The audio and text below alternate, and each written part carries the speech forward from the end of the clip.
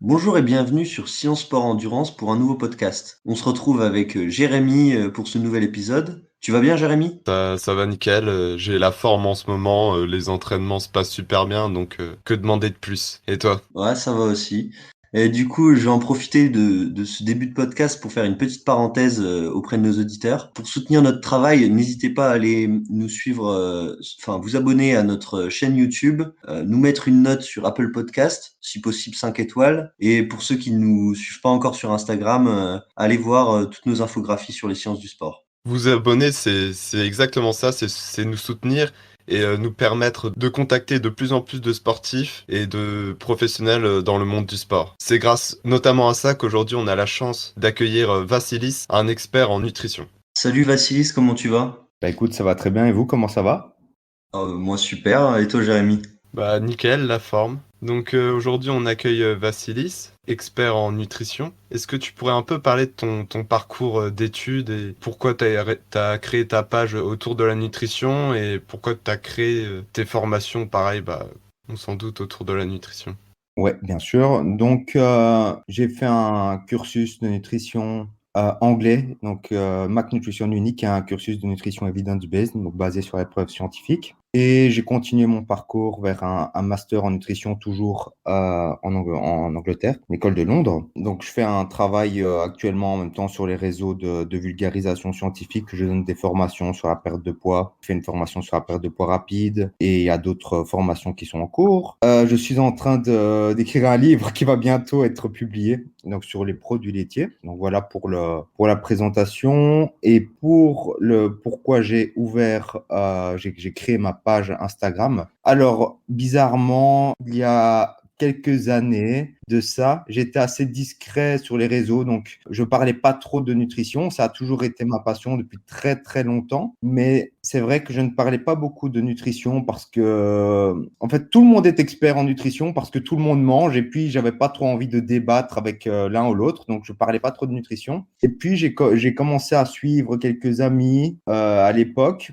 Et puis, bon, on a commencé à discuter de nutrition, m'ont posé beaucoup de questions. Bon, ils ont vu que j'avais beaucoup de connaissances et c'est eux qui m'ont poussé vraiment. Ah, tu devrais vraiment faire une page Instagram, etc. Donc, à l'époque, ça a commencé comme ça, bêtement. Et puis, je me suis vraiment, je me suis vraiment pris au jeu. Et donc, maintenant, on publie beaucoup de vulgarisation scientifique sur Instagram. Et pour les formations, donc, comme j'ai dit, j'ai fait une formation sur la perte de graisse rapide. Et pourquoi particulièrement? En fait, c'est vrai que c'est un sujet sur lequel il y a énormément de mythes et parfois, je vais dire, il y a des praticiens qui font du bon boulot de manière globale, ils font pas des détox et des choses comme ça, si vous voyez ce que je veux dire, mais il y a encore ce mythe sur la perte de poids rapide, on va endommager son métabolisme, on va perdre du muscle, etc. Et c'est un peu pour ça que j'ai voulu répondre un peu à ça. Et puis, bien sûr, pour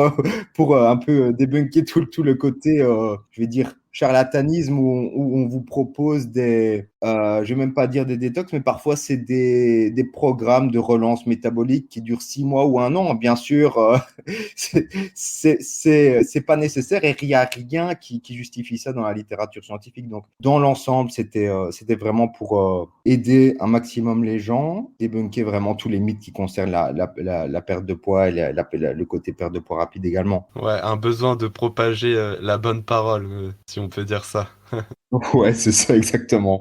D'accord. Et donc, toi, tu t'occupes aussi bien de personnes lambda en quête de perte de poids, perte de graisse ou de sportifs? Alors, en fait, moi, je viens du milieu sportif. Donc, je me suis d'abord intéressé à la nutrition, donc à l'adolescence, hein, pour le côté performance sportive. Donc, en fait, je viens vraiment du milieu sport performance et je m'intéressais vraiment à ce côté nutrition pour la performance. Donc, j'étais vraiment plutôt focalisé sur ça à la base. Et maintenant, je vais dire que, bien sûr, ça m'intéresse toujours, mais il y a aussi ce côté comment améliorer la santé d'une personne lambda, comment améliorer la santé d'une population avec des conseils simples. Et là, si vous voulez, pour le sportif, le débat consommer 1,6 ou 2 grammes de protéines par kilo de poids de corps, ça a une importance. Mais pour le lambda, c'est pas ça qui compte. Ce sont d'autres problèmes. Donc, c'est vraiment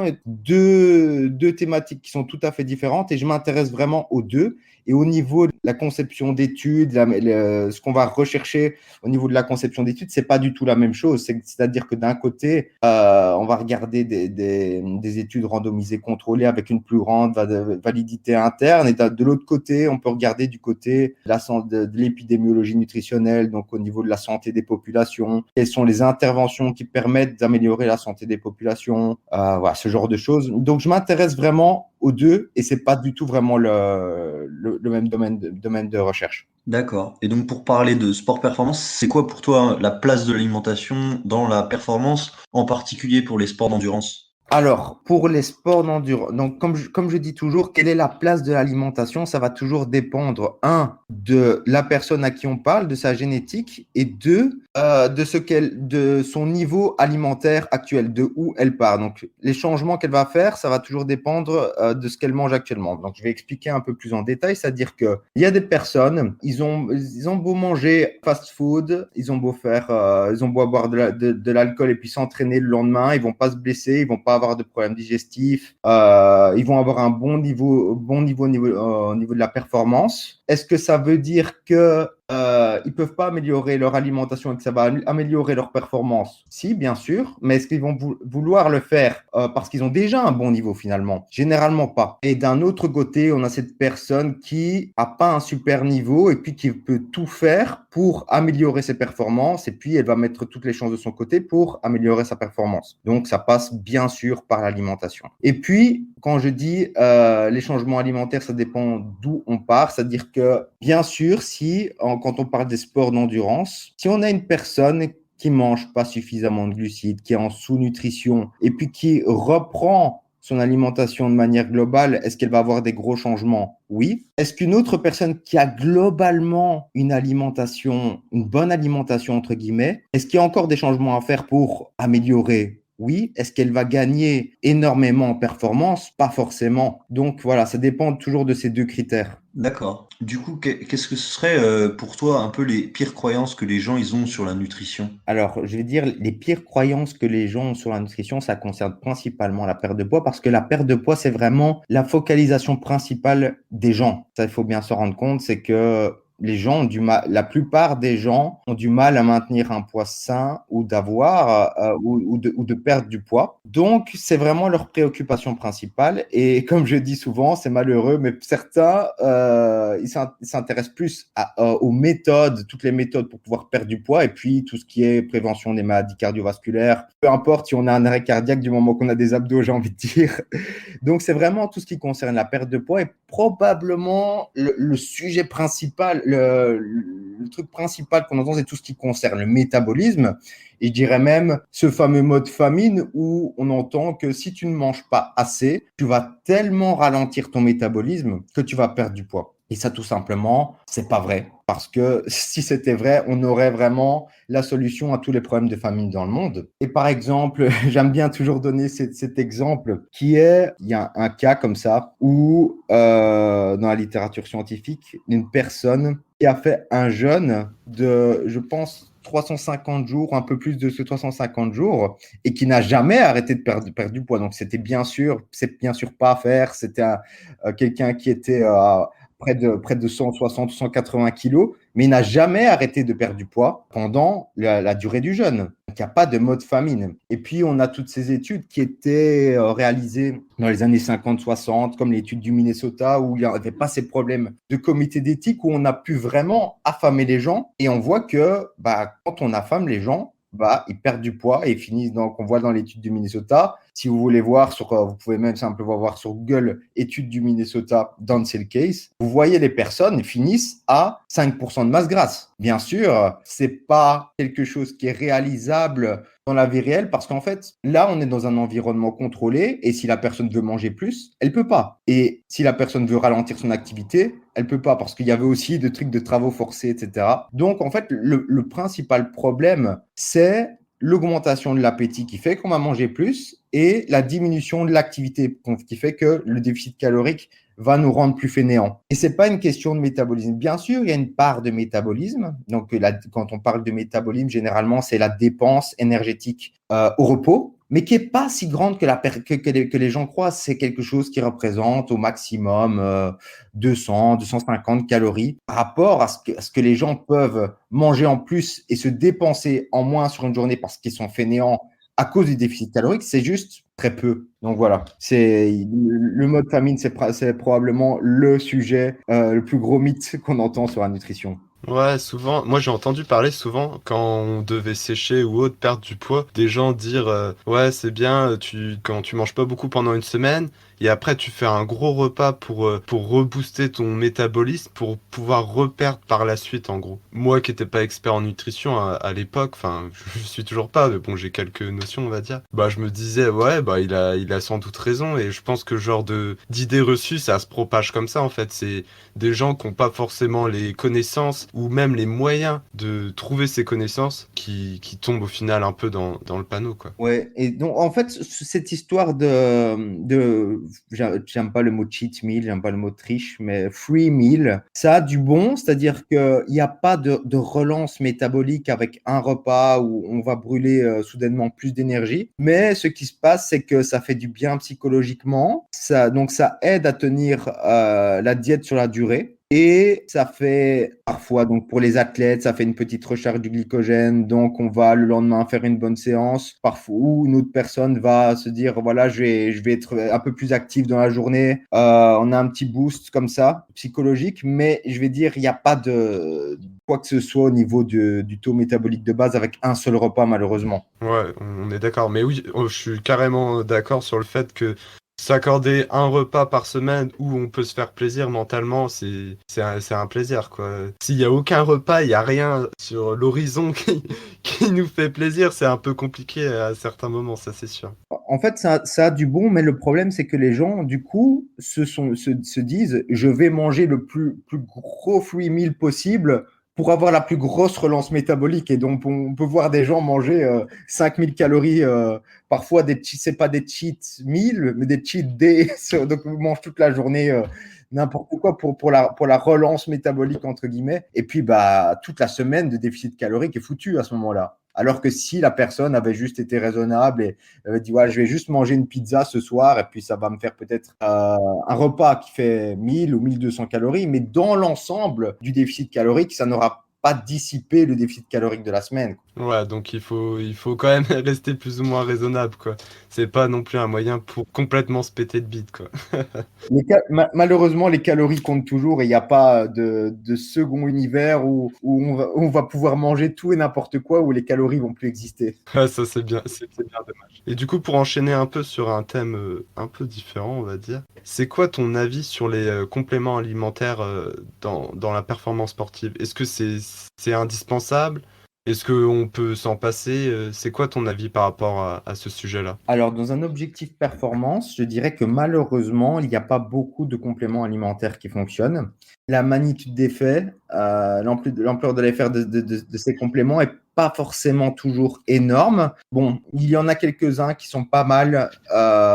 Donc, il y a par exemple la bêta-alanine et le bicarbonate, donc qui vont agir comme tampons intra- et extracellulaires, donc qui sont intéressants pour la performance en endurance. Après, je dirais qu'il y a un autre type de complément qui n'est pas forcément indispensable, mais qui est très, très utile. C'est tout ce qui est boisson isotonique, gel, etc. Pour l'effort. Donc, tout ce qui est boisson glucidique, je pense que c'est très, très intéressant. Est-ce que c'est indispensable? Non. Et par exemple, le côté indispensable ça me fait un peu rire parce qu'il y a une étude comme ça où ils ont comparé les fameux gels, donc vous voyez les gels glucidiques, hein, les fameux gels à de la pomme de terre écrasée pendant un effort. Et en fait, il n'y avait pas de différence en termes de performance entre les deux groupes, mais il y avait eu un peu plus de troubles digestifs avec la pomme de terre écrasée. Donc, bien sûr, on peut essayer de faire ses propres gels avec de la pomme de terre écrasée ou que sais-je, mais c'est quand même bien pratique, ces côtés gel et puis boissons isotoniques, je trouve c'est vraiment pas mal, ou électrolytes, etc.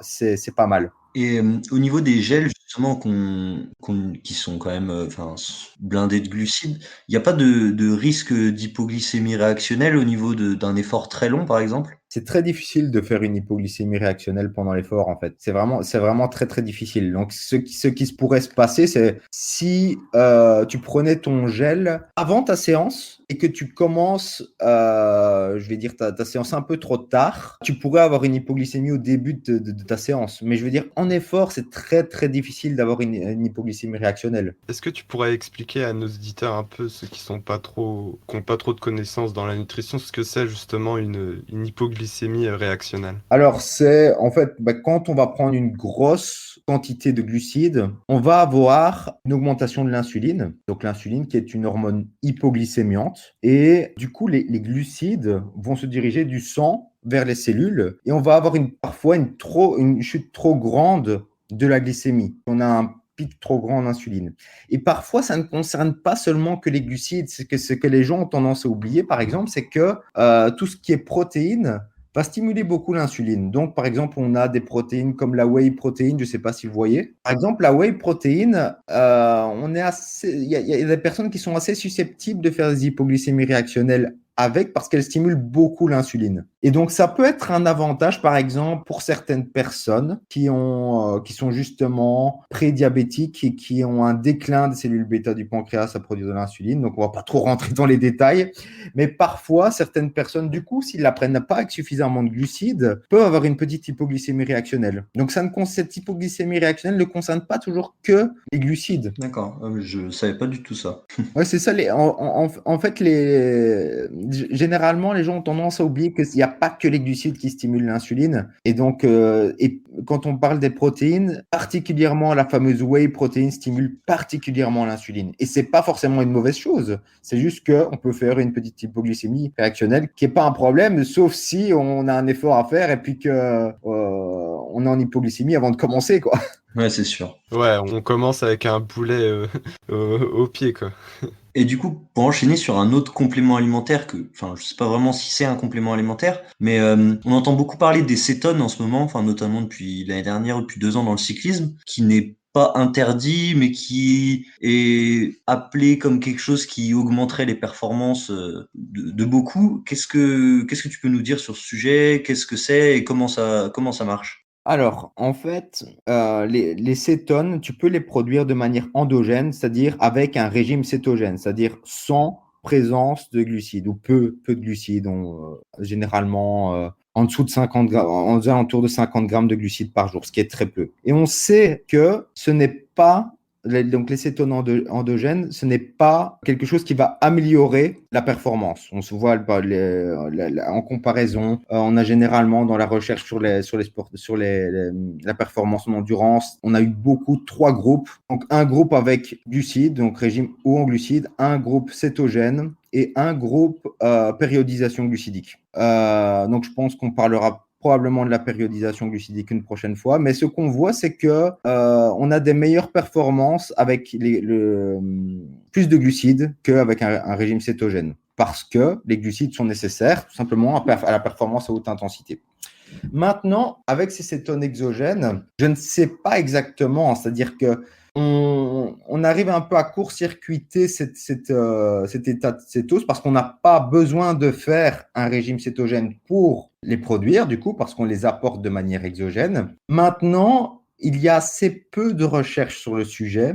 Je n'ai pas trop fouillé le sujet, si vous voulez, mais je sais qu'il y en a assez peu et je pense que les résultats sont assez mitigés. Donc, à ce stade, je dirais que ce n'est pas quelque chose où je ne me jetterai pas particulièrement là-dessus tant qu'il n'y a pas des recherches un peu plus robustes sur le sujet. Ouais, donc on en saura sans doute un peu plus d'ici peu avec sans doute la sortie de plusieurs articles scientifiques, etc., quoi. Ouais, exactement. Et du coup, pour enchaîner sur le même thème qu'est la performance, j'entends souvent parler de jeûnes intermittents qui permettraient de déjà booster la perte de poids et sans doute gagner en performance. Qu'est-ce que tu pourrais nous dire sur le sujet du jeûne intermittent, que ce soit, comme je l'ai dit, sur la performance ou même pour la vie en général, pour les gens qui sont pas en quête de performance, des gens lambda pour une perte de poids ou autre? Alors, pour la perte de poids, En fait, on sait maintenant que à calories égales, le timing de repas a assez peu d'importance. Donc, c'est-à-dire que maintenant, on va avoir des études où on a un déficit calorique de 500 calories, donc 500 calories en dessous de la maintenance calorique. Répartis sur 2 repas ou 5 repas, on va avoir des résultats assez similaires. Mais ce qu'on voit,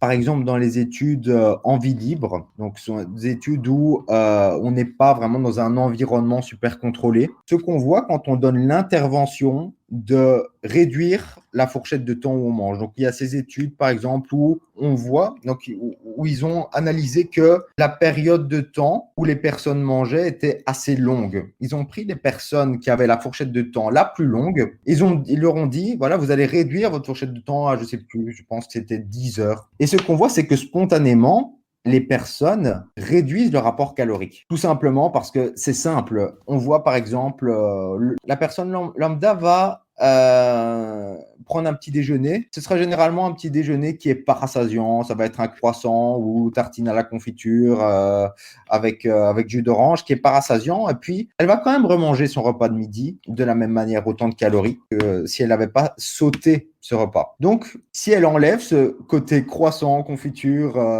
tartine, elle va spontanément enlever 400-500 calories sur la journée sans vraiment avoir plus faim, je dirais. Donc, ça peut être une intervention qui est efficace. Personnellement, quand je suis en déficit calorique, c'est une intervention qui m'aide à enlever des calories le matin, donc sauter le petit déjeuner, faire mon premier repas un peu plus tard. Ça me permet de faire des plus gros repas sur la journée. Et moi, comme j'aime faire des plus gros repas, ça me convient bien. Et puis une autre personne, ça peut peut-être pas lui convenir. Elle peut faire peut-être des plus petites portions plus souvent sur la journée. Donc, c'est un peu individuel. Je pense que c'est une intervention pas mal pour l'individu moyen, mais rien de magique pour la perte de poids. Maintenant, pour l'aspect performance, il n'y a pas non plus de quelque chose de particulier. Et je pense maintenant pour tout ce qui est sport d'endurance, le problème c'est que on va avoir des besoins caloriques qui vont être un peu plus importants, même parfois beaucoup plus importants. Et ce qu'il se passe, c'est que si par exemple on saute un repas, c'est qu'on va devoir faire des repas beaucoup plus conséquents et parfois ne pas arriver à son total calorique qui est nécessaire. Donc par exemple, si une personne, elle veut juste simplement, elle a au poids elle ne veut pas perdre du poids, elle est juste à son poids de forme pour le hors-saison, on va dire par exemple, et elle doit manger 3000 calories. Si elle saute un repas, elle va peut-être avoir du mal à manger ces 3000 calories. Donc, ça risque d'impacter sur ses objectifs. Donc voilà, ça va toujours dépendre un peu de la personne. Et puis aussi, parfois, faire des gros repas, ça va toujours dépendre si on s'entraîne par exemple 2 fois par jour et qu'on doit faire des gros repas parce qu'on a sauté un repas, parce qu'on fait le jeûne intermittent. Si on s'entraîne 2 fois par jour, on risque d'avoir, si on doit manger, je sais pas, 1000 calories avant l'entraînement, on va être ballonné et puis on va devoir aller courir. C'est peut-être pas optimal. Donc voilà, ça dépend toujours de la personne et pour la perte de poids, ça peut être utile. Pour la performance, rien de magique. Voilà. Maintenant, il y a aussi certaines recherches qui sont intéressantes sur le jeûne intermittent, sur la santé métabolique. Je ne sais pas si vous voulez qu'on en parle. Ouais, carrément. Donc, il y a des études. Donc, dans les 5 dernières années, c'est parce que le problème aussi, on est dans le milieu du fitness sport. Le problème, c'est que ce qu'on voit toujours, c'est que les deux choses qui intéressent les gens, c'est la perte de poids, la prise de muscle ou la performance. Et puis, on ne regarde pas ce qui se passe un petit peu à côté de ça. Et il y a eu des recherches assez intéressantes sur des personnes souffrant d'obésité où on a vu que le jeûne intermittent permettait l'amélioration de certains paramètres comme la pression sanguine, la sensibilité à l'insuline, même sans perte de poids. Donc, ça peut être intéressant. Maintenant, le problème aussi, c'est que comme les gens sont toujours d'un extrême à l'autre, et j'ai parlé du fait que le timing des repas pour la composition corporelle a peu d'importance. Et maintenant, il y a tout un mouvement de l'OMAD. Je ne sais pas si vous avez déjà entendu One Meal a Day. Ouais. Justement, comme tu dis, les gens sont un peu dans l'extrême. Si on leur dit que le jeûne intermittent, c'est super et que ça marche super bien, comme tu dis, ils vont passer à juste un repas par jour, quoi. Voilà, c'est ça. Et mais le gros problème, c'est que maintenant, on voit des mouvements où on se dit, voilà, je vais faire one meal a day, et on voit des gens manger des pizzas, Ben Jerry's, etc., et dire, voilà, j'arrive à sécher comme ça, en mangeant pizza, Ben Jerry's, et puis je suis à 5% de masse grasse, et je fais un épaulé jeté à 120 kilos, et tu voyais un peu l'idée, mais personne n'a dit que c'était impossible de sécher comme ça, de perdre du poids comme ça. Est-ce que c'est le mieux pour la santé de pizza et Ben Jerry's en un repas?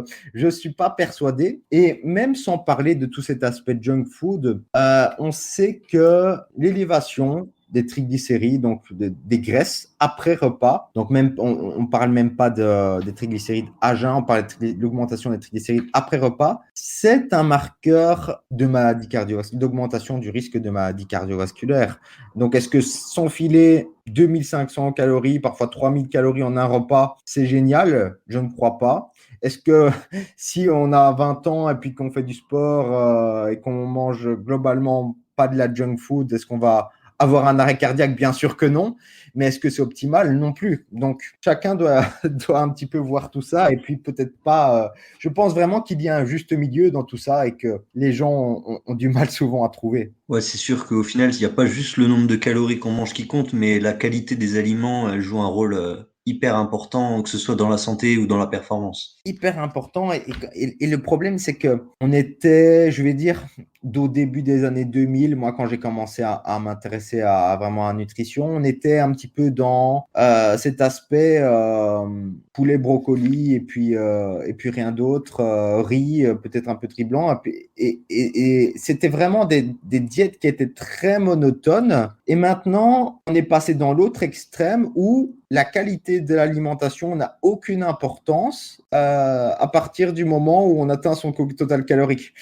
Et encore une fois, c'est pas vraiment le reflet des éléments de preuve. C'est-à-dire que, bien sûr, on peut perdre du poids en déficit calorique en mangeant tout et n'importe quoi. Est-ce que c'est génial pour la santé métabolique en général? Pas persuadé, et c'est pas ce que suggère la littérature scientifique. Donc, voilà. Ouais, c'est vrai que le poulet, riz, brocoli, ça me fait vraiment penser à pas mal de monde qui peut pratiquer la musculation et qui m'ont déjà dit qu'ils mangeaient ça quasiment tout le temps. Ouais, mais en fait, au début, moi, quand j'ai eu accès un peu à l'information Internet, etc., c'était les forums de musculation, bien sûr. Parce que à partir du moment où on commence à s'intéresser à la nutrition, on tombe sur les forums de musculation. Et c'était le forum Planète Muscle à l'époque. Et puis, c'est flocons d'avoine, blanc d'œuf, poulet, brocoli et riz. Et puis, rien d'autre. Donc, c'était des diètes très monotones. Et heureusement, on en est sorti, mais j'ai l'impression qu'on commence à partir dans l'extrême inverse, justement, où il n'y a plus rien qui compte à part les calories, malheureusement. Ouais, et du coup, pour parler justement de la qualité des aliments, qu'est-ce que ça serait pour toi, sur un petit conseil pratique, les aliments indispensables à avoir chez soi pour un sportif, en quelque sorte des super aliments où on va retrouver un peu l'essentiel? Alors, ça va peut-être étonner ce que je vais dire, mais les recommandations officielles ne sont pas si mal que ça pour avoir une base, je vais dire. Donc, par exemple, si la majorité des gens suivaient déjà les guidelines officielles, ce serait déjà magnifique. Il y aurait beaucoup moins de problèmes d'obésité, de diabète, de maladies cardiovasculaires, etc. Maintenant, est-ce qu'elles sont parfaites pour le sportif? Non. C'est-à-dire que le sportif, il ne va pas forcément manger 2000 ou 2500 calories. Il y a certaines adaptations à faire. Donc, par exemple, si on prend les guidelines traditionnels, c'est manger 5 fruits et légumes par jour, c'est manger des céréales complètes, c'est maintenant dans les nouvelles guidelines de la France, c'est manger une poignée d'oléagineux 3 fois par semaine, rajouter de l'huile d'olive. Donc tout ça, ce sont des bons conseils. Donc quand on regarde les catégories d'aliments comme les céréales complètes, les légumineuses, les fruits et légumes, ce sont des bons aliments. Maintenant, est-ce que ça va être tout à fait adapté pour le sportif? Non. Donc par exemple, si on a les guidelines traditionnels où on a des apports protéiques recommandés de 0,8 grammes par kilo de poids de corps. C'est un peu trop faible pour le sportif, et on voudrait par exemple viser 1,5 grammes par kilo. Donc, par exemple, certaines sources de protéines comme les œufs peuvent être intéressantes, comme les produits laitiers, comme poissons. Voilà.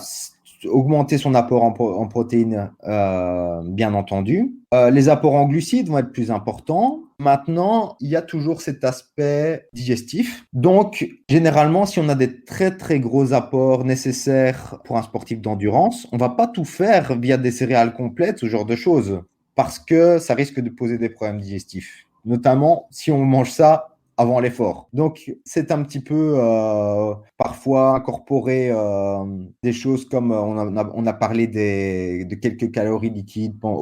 Parfois, ça peut être autour de l'effort. Ça peut être intéressant, par exemple, d'augmenter son apport en glucides autour de l'effort via ces calories liquides ou pendant l'effort, bien entendu, selon le type d'effort qu'on va faire. Voilà. Donc, je dirais suivre globalement les recommandations officielles, faire quelques adaptations en augmentant un peu son apport calorique, en augmentant un peu ses protéines, en augmentant un peu ses glucides, et puis en soignant un petit peu sa nutrition autour de l'entraînement, en mangeant des choses digestes autour de l'entraînement pour pas être perturbé pendant l'entraînement. Bien sûr, on va pas manger un bol de haricots 30 minutes avant l'entraînement. Voilà. Ce seraient mes principaux conseils. Parce que c'est clair que vous voulez faire un best-seller, vous prenez des guidelines, vous prenez un élément des guidelines, ça peut être, je ne sais pas, le sel, le sucre, n'importe quoi, et vous dites pourquoi cet élément est particulièrement bon et pourquoi le gouvernement vous a menti. Et là, vous faites un best-seller.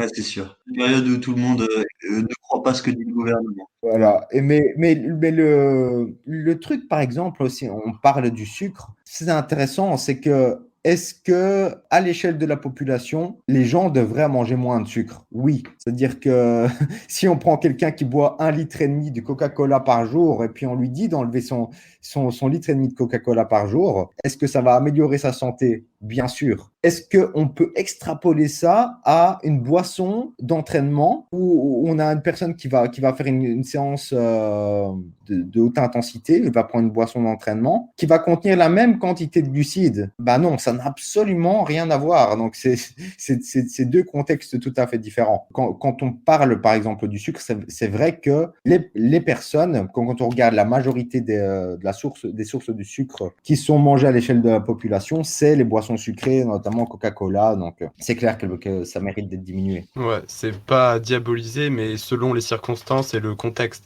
C'est sûr qu'un sportif qui a besoin de ça pour récupérer, pour reconstruire ses stocks en glycogène après son effort ou pour autre X raison, ça peut être valable par rapport à monsieur ou madame tout le monde qui boit son coca au calme devant le canapé après avoir rien fait du tout, quoi. Voilà, exactement. C'est deux contextes différents.